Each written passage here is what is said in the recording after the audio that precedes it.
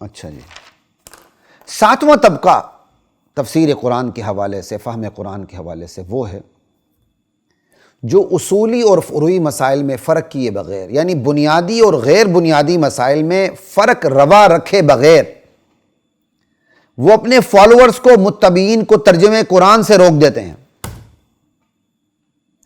ہوتے وہ صحیح العقیدہ ہیں، لیکن اصولی اور فروعی مسائل میں فرق روا رکھے بغیر ہی وہ اپنے فالوورز کو ترجمہ قرآن سے روک دیتے ہیں۔ ان کی لالچ صرف اس قدر ہوتی ہے کہ شریعت کے فروعی مسائل میں بھی ہمارے پیروکار صرف ہمارے تابع رہیں۔ ترجمہ قرآن پڑھنے سے خطرہ ہے کہ وہ ہماری گرفت سے، ہماری اتباع سے نکل جائیں گے۔ اللہ اکبر۔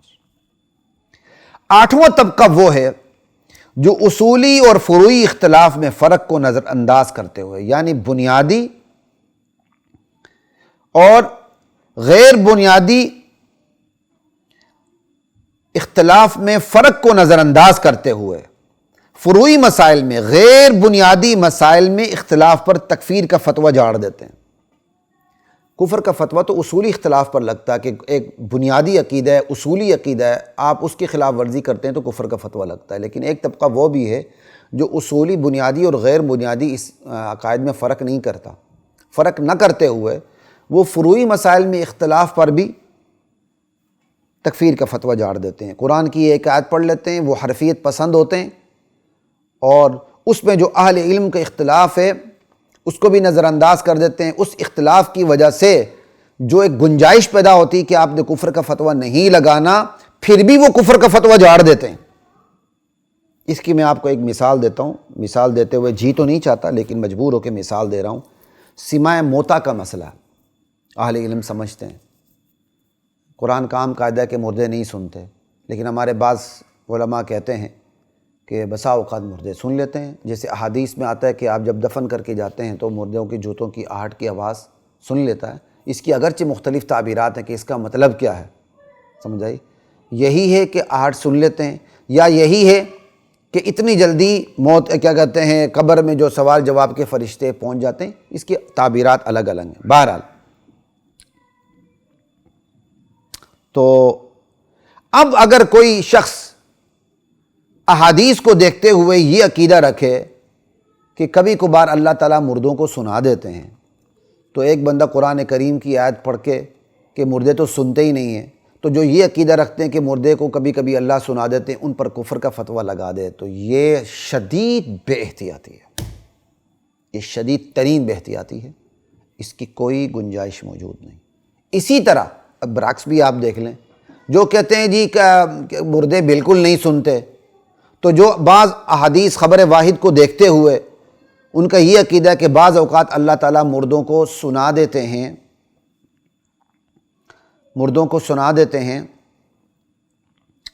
تو وہ جو بالکل مردوں کے سننے کے قائل ہی نہیں، ان پر فتوے جھاڑنے شروع کر دیتے ہیں کہ یہ معتزلی ہو گئے، یہ ہو گئے، یہ ہو گئے۔ تو یہ فتوے بھی بالکل غلط ہیں، حرف غلط سے بڑھ کر غلط ہیں۔ بہرحال یہ مجبوراً مجھے مثال دینی پڑی کہ یہ بے اعتدالیاں بہرحال دونوں طرف موجود ہیں۔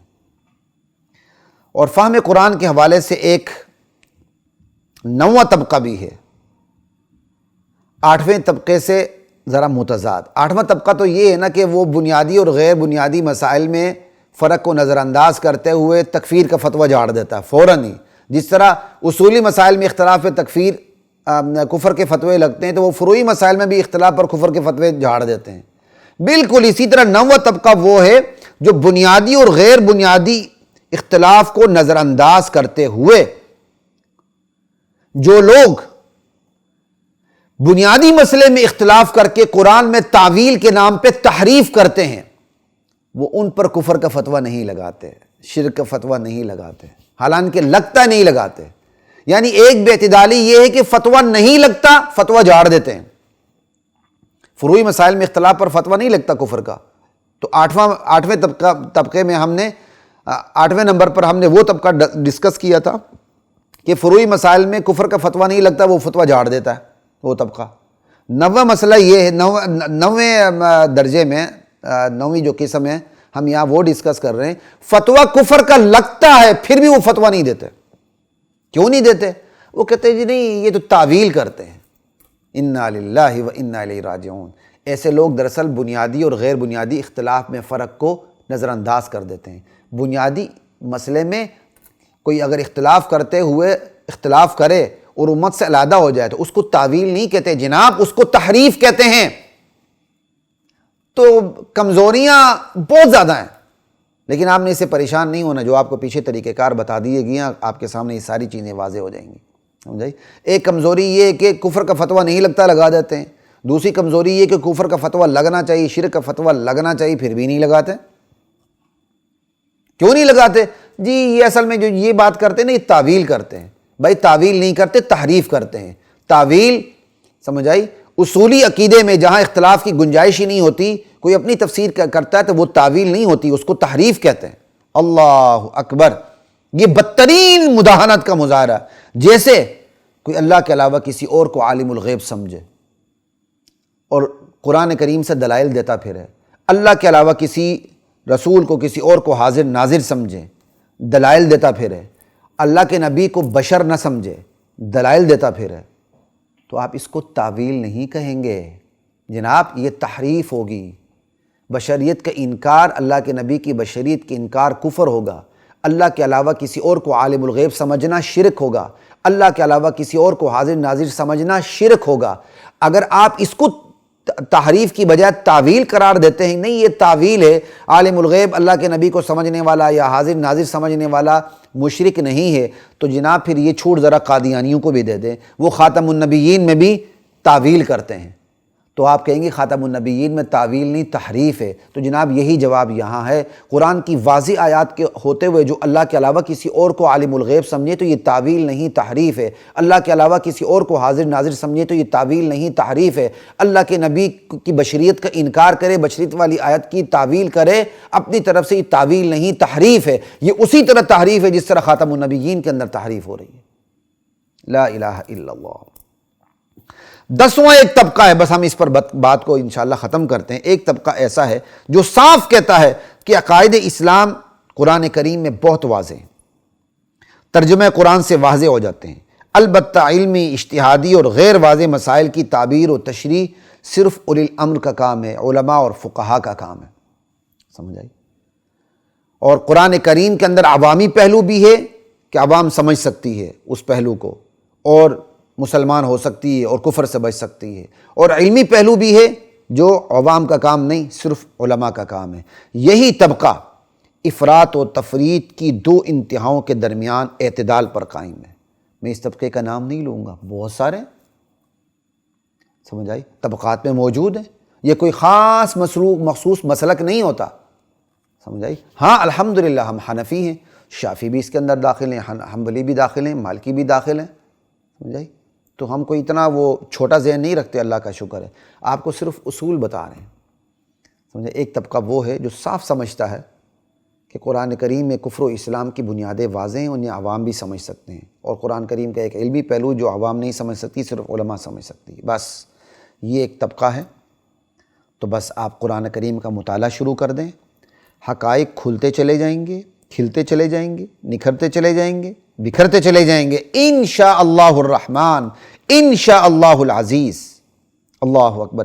کس قدر حیرت کی بات ہے کہ اللہ کے رسول ان پڑھ قوم میں اترے، ان پڑھ قوم میں، هو الذی بعث فی الامیین رسولا منہم، اللہ اپنی شان بتا رہے ہیں۔ اللہ کون ہے؟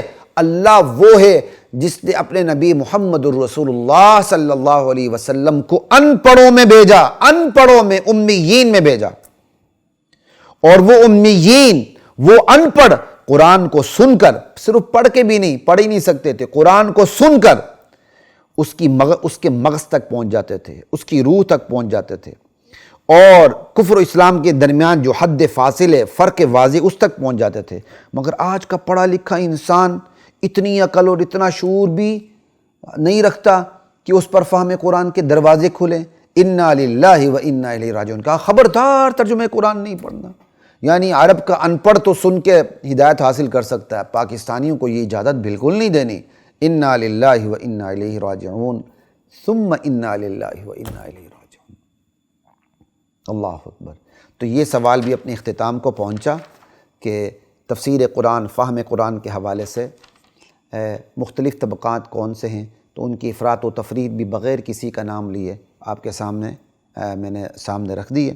انشاءاللہ جو ہمارا اگلا سوال ہوگا، سوال نمبر 28، وہ لغت کے زور پر قرآن کو سمجھنے کے سمجھانے کے حوالے سے ہوگا، جس پر انشاءاللہ ہم ان ڈیٹیل بات کریں گے۔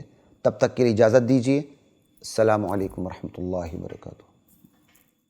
وَلَقَدْ أَنزَلْنَا